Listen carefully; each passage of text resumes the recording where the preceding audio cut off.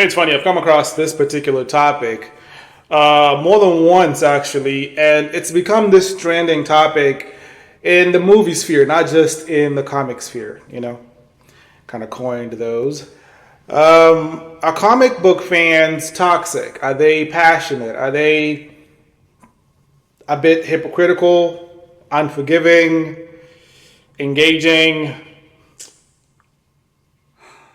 Absolutely they are. And you're damn right they are. A lot of people are choosing to blame the decline, especially when it comes to box office numbers, when it comes to comic book based movies, on the fact that certain fans absolutely rag on these movies for no apparent reason. I guess the narrative that's out there is no matter what they put out, there's some fans who are just too toxic and too out there, who are unwilling to be open, to be open-minded, to be accepting of different changes when it comes to these movies. You can't blame them. I've been a comic book fan ever since I can remember. And I remember the first time I watched The Batman, 1989, Michael Keaton. I was so blown away that something I read on a comic book was in live action, and it looked so freaking good. The crazy thing was that movie had a lot of people criticizing the fact that Michael Keaton was chosen to play Batman, including comic book fans, until the movie came out. And then he is universally beloved as Batman because they ended up falling in love with his version of Batman and how they portrayed it, including his sequel in 1992.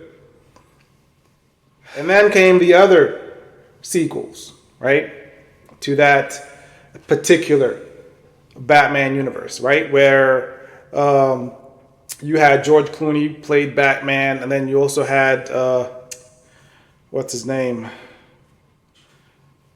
How am I forgetting? Val Kilmer, sorry, who played Batman.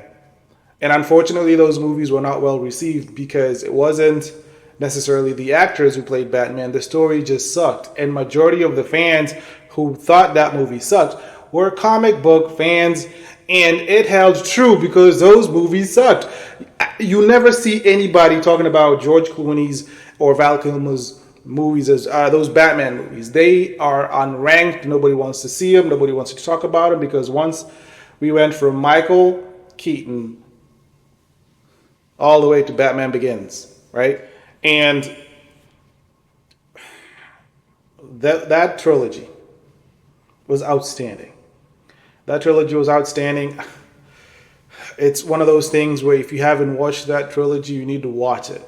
Because Christopher Nolan gave us an incredible look, different take to Batman. And it is one of the most favorite movies for everybody when it comes to Batman because we got to see a story interconnected, right? And he told this interesting...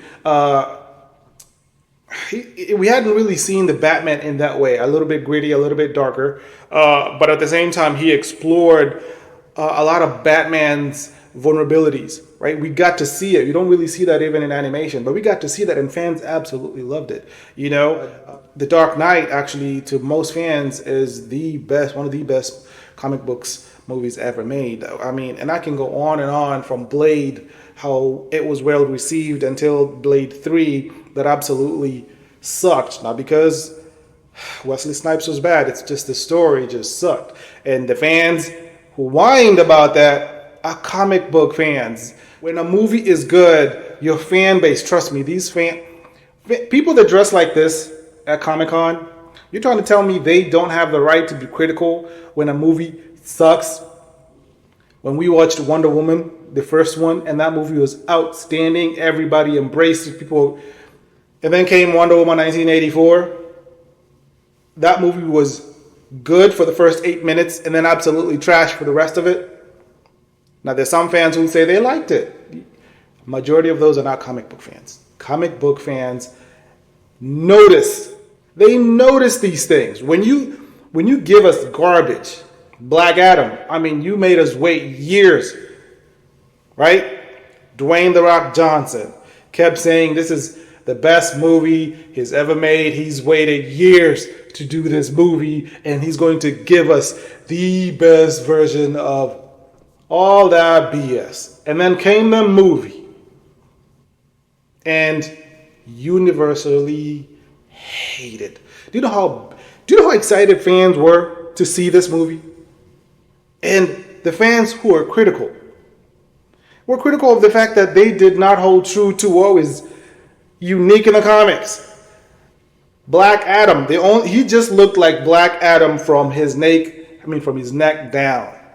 He didn't have the pointy ears, he didn't have the hair, he didn't have the accent. All these things that are comic book fans hold near and dear. If you're going to do a story from the comics, comic book fans expect some level of authenticity because you're pulling from the comic books. You have source material, but then you give us absolute garbage. The fans are going to be critical. The fans are going to not pay. We just had Captain America, Brave New World. Anthony Mackie is an outstanding actor. And to me, watching that movie, he did a great job playing Captain America, but the story did not connect. I mean, the thinker, you gave us this. And then we hear that there was a different version that you could have gone with. This is what the fans were expecting, but you decided to go a different... Listen, fans notice simple things that don't align with the movie and you cannot blame them for voicing their disapproval and frustration. You cannot blame them when your movie doesn't do well because you've decided to now add some bias, some wokeness, some agenda, some whatever. When you take away from what is real and authentic from a movie, and again, comic books are fictional. But to a fan who's been collecting comic books for 40 years, action figures, watching, it is real to them. So when you deviate and you decide to do your own version of a movie and you say we're pulling from these versions of the comic books, your fans will tell you. And the loudest way for them to tell you is they're not going to pay for that. Because what you don't know is when people go watch a movie. I remember when I went to watch Transformers. I saw it before my friends. And I remember coming out of it, even Avatar, going, you have to. And when they went, I went with them. That's how these movies end up making billions of dollars. Because people can't wait to go back. I remember watching Endgame, or actually not, Infinity War. There are people who were leaving the theater, going back into another one because they couldn't believe what they just witnessed. And then you go from that, and then you give us the Marvels. No disrespect to those ladies. The ladies were not the problem. The movie just sucked. And they ended up airing their frustration, saying that comic book fans, who are mainly men, were not excited about the idea of having 3 leading ladies in a movie. It sucked. I mean, you remember Harley Quinn, right? She ended up getting, and I love Margot Robbie as Harley Quinn. I really do. She ended up getting a movie where she was a lead, right? That movie sucked, not because of her. It's just the story. The story sucked. The characters that they brought in, the way they chose to have them look. Huntress did not look like Huntress. Listen, Do you know how long fans waited to see Wolverine don his traditional X-Men suit, yellow suit? We got a tease in the last X-Men, right? Where he opened up a suitcase and there it was. But I think the world collectively thought that was the last time we would ever see Hugh Jackman play Wolverine. Because when he played Logan, he didn't have a suit, right? And then Ryan Reynolds gave us, he gave us everything we were waiting for. Wolverine in yellow, and specifically Hugh Jackman playing Wolverine. Do you wonder why that movie made over $1 billion? Do you know how excited fans were to see Batman fight Superman, and the studio was trying to convince Zack Snyder to do like a world's, what's the Batman versus Superman Worlds Collide or Worlds Unite? I can't remember. Like a different version. Zack Snyder was trying to tell a tone, and people loved that movie. But also fans noticed, because I remember that movie, even though that movie was highly successful in the box office, fans would notice certain details. And then came the ultimate version. And then, oh, okay, so there was a lot missing out of that movie. And if you ask anybody who's a fan of Batman versus Superman, they love the ultimate version. Why? Because it gave us way more content and context, right? Stuff that we knew we missed. Even though we enjoyed the movie, that movie did well, but you could tell. Do you know how long fans waited to see Darkseid in live action? And then the studio decided to change it, and you wonder why restore the Justice League. You wonder why Zack Snyder's Justice League. You wonder why fans became absolutely boisterous and they voiced their opinion, because they knew when they saw that movie, this is not what, number one, we were expecting, and the fact that we know the director and how, again, Zack is not for everybody.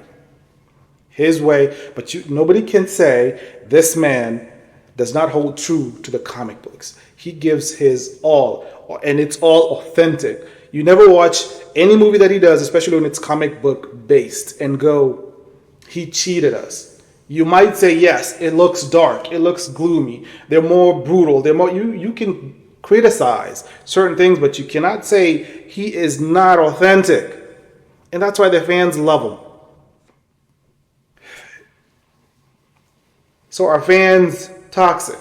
Are fans passionate? Are fans engaging? Are fans unforgiving? Are fans frustrating and frustrated?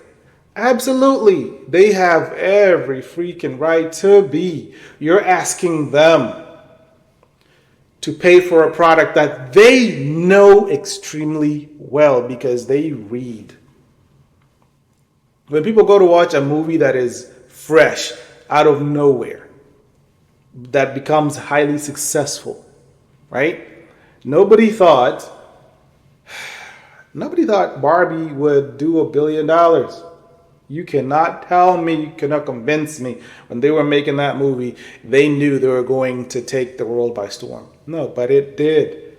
Because it connected with certain people. It's not for everybody, but it connected with certain people. So in these studios, Marvel, Warner Brothers, DC, whatever, when they start saying that these fans are the reason why these movies are not doing well, I remember, what's his name? Is it Zachary Levi?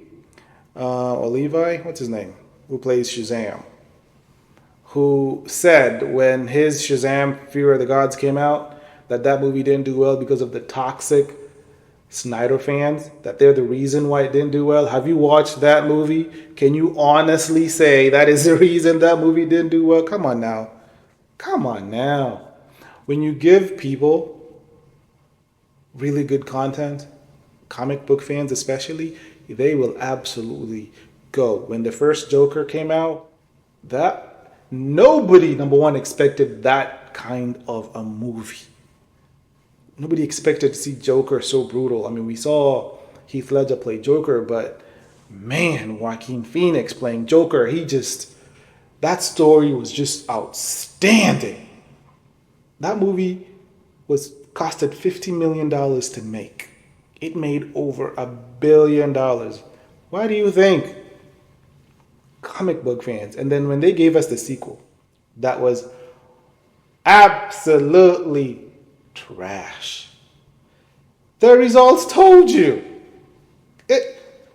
Even though people are really excited to see the sequel, in the first 25 minutes of that movie, you wanted to walk out. Now you're trying to say it's the fans who didn't want that movie to succeed? I hate this narrative. If you are a comic book fan, you know.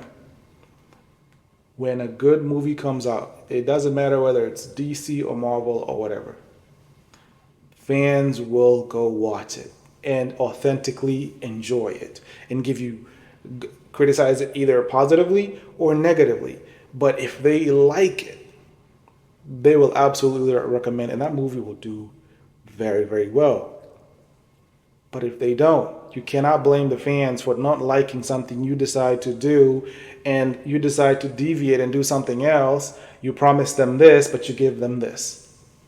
And then you expect them to still go, and because they're fans, you still expect them to shell out their money for something they absolutely don't believe in. Come on now. Yes, fans are toxic in that way. They're passionate in that way. They are engaging, they're frustrating, but at the same time, they're appreciative when you do them justice. When you do it right, they will show up. And Marvel is a studio now because for a decade, they decided to stick to a plan. And fans loved them. And then shortly after Endgame, they decided, well, we've made billions and billions of dollars. We can decide to go a different way. We can choose. We can. Then what happened? DC tried the same. You had a formula that was working. And then you decided, yeah, we're going to shift that studio over there. They're doing well. How about we just copy what they're doing? And what ended up happening? You are where you are because of your choices. It's not the fans. The fans are not the problem. The studios are just not listening. Anyway, I didn't mean to have this video to, basically be as long as it is. This is me ranting, but at the same time, this is me honestly addressing a weirdly frustrating narrative out there. Fans are fans. Real fans know. And these studios just need to listen. Anyway, I'll see you in the next episode. Peace.